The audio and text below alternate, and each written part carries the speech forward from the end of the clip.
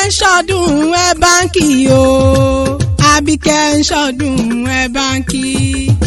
Ọba Àjàbíkẹ́ ò lè ṣàmọ́dún. Àbíkẹ́ ń ṣọdún ẹ báńkì. Àbíkẹ́ ń ṣọdún ẹ báńkì o. Àbíkẹ́ ń ṣọdún ẹ báńkì. Ọba Àjàbíkẹ́ ò lè ṣàmọ́dún. Àbíkẹ́ ń ṣọdún ẹ báńkì. Ewere lele, ewere lele, ọmọ ìgbàjọ ìlòrò. Ewere lele, ewere lele, ewere lele, ọmọ ìgbàjọ ìlòrò. Ewere lele. Ire ire lóde tòní o. Àmọ́ Kẹ́hìndé orí mi àfire lọ́jọ́ gbogbo. Ó dọ̀dọ̀ ẹni bí ẹni tí ń ṣọjọ́ bí lónìí. Pst Mrs Gideon Fọláhàn mi máa bọ̀ lọ́dọ̀ mi, ọmọ ló rán mi wá.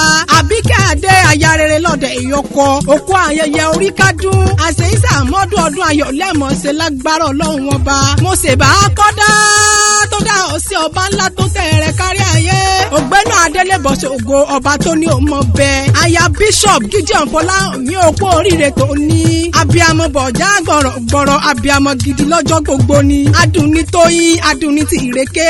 Ọ̀rọ̀ bí oyin bí adùn kò ní tọ́nú ilé rẹ̀ lágbára Ọlọ́run ọba. Pst Mrs Gideon bọ́dún bá bá ní láyé orí ọ̀fẹ́ ńlá ni ọgbọ́n orí ògbé. Ṣé ni o máa dúpẹ́ lọ́wọ́ adání má gbàgbé ẹni tó ní o mọ̀ bẹ nínú ọlá ńlá. Àṣeyíṣà àmọ́dún ọdún ayọ̀ lẹ́mọ̀ọ́ṣe ìwọ òní sọ́dún bànújẹ́. Gbogbo bí ẹ bá ń dé Ọlọ́run ọba oníjẹ́ kẹ́ẹ̀rí nira. Àṣọdá akátọ́ ọmọ kọ́ lè mọ rírì òbí láyé ń bí. Àbíkẹ́ ti tọ́ ọmọ dandan ni kò jèrè ọmọ nílé ayé. Àwọn ọmọ ló rán mi wá o.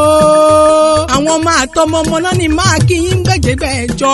Wọ́n lẹ́ẹ̀kú ọdún ẹkú yẹ̀dún. Ẹ ò ní bá wọn náà jà wéréwéré lágbára Ọlọ́run ọba. Ó dìlé àwọn bàbá tó bí yín lọ́mọ. Èrò ti rìn bẹ́ẹ̀ yóò mọ̀ ṣàfihàn. Àbíkẹ́ o ọmọ ìgbàjọ olóró níyàn máa ra gógó mẹ́mú. Ẹ̀yin lọ́mọ kúrò mú kẹ́rùbó lójó lé àwọn bàbá tó bí yín lọ́mọ.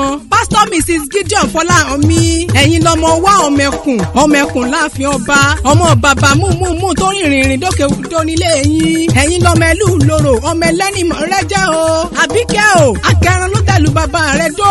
Ọmọ òdògì lọ́ra lẹ́mí jẹ́ o. Ẹ̀yin tún lọ́mọ wẹ́rẹ́ ló lè òkè lérè. Iyán lẹ́jẹ̀ ńlẹ̀ bàbá tó bí yín lọ́mọ. Àkàrà lẹ fi ṣọdún ìgbàjọ lóró ọmọ ara gógó mẹ́mú. Ẹ̀yin lọ́mọ ọ̀jálé kòrògbó. Ọ̀jálé ò jẹ́ kógun wọ̀lú ẹ̀yin láíláí. Wọ́n ní ẹ̀mọ́ ìkọjà lé tí ò bá sógun lé bàbá tó bí yín lọ́mọ. Ọba mẹ́wàá ló ti lé Olúfẹ́ òǹdáyé bọ̀. Ìjà òkè wọ́n gbé dúró lé bàbá tó bí yín lọ́mọ. Alára àràmọ̀kọ wọ́n délé yín. Àjèrò wọ́n délé yín. Ọ̀ràngún lé láńkọ́ gbogbo wọn ni wọ́n délé ìgbàjọ lóró ọmọ ara gógó mẹ́mú. Orí jẹ́ ẹ̀pẹ́ láyé kẹ́ má fẹ́lẹ́ ìṣòpin. Ó dilé àwọn ọkọ rẹ̀ adé orí rẹ̀ Bishop Gideon Fọláhàn mi. Ìjẹ̀ṣà òṣèré ni ìwọ̀n onílẹ̀ òbí ọmọ ẹlẹ́ni àtẹ̀ká ọmọ ẹlẹ́ni ẹ̀wẹ̀lẹ̀. Òṣèré ni ìwọ̀n ọmọ olóbì ṣe èje. Òṣèré ọmọ olóbì ṣe ẹ̀fà. Òṣèré ni ìwọ̀n ọmọ olóbì ṣe ẹ̀ńdínlógún. A kì í jólóye dùn náà jẹ̀ṣà. Ẹ má jólóye dùn mi nínú ilé àwọn ọkọ rẹ̀ gangan ni kórìjọ́ ọpẹ́ láyé. Kò sí bẹ́ẹ̀ ṣe lè pẹ́ lé ayé tó. Ẹ ní mọ́ sáré èyí ọmọ lágbára Ọlọ́run ọba. Iṣẹ́ tó lúwa rán yín àmà tẹ̀ síwájú ni. Àwọn ọmọ àtọmọ ọmọ ló rán mi wá.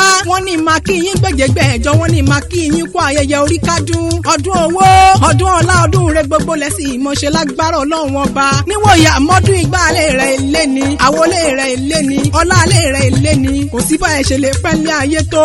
Ẹ ní mọ́ sáré èyí ọmọ lágbára Ọlọ́run ọba. Ìgbà ọdún kan. Àbíkẹ́ ṣọdún ẹ báńkì o. Àbíkẹ́ ṣọdún ẹ báńkì.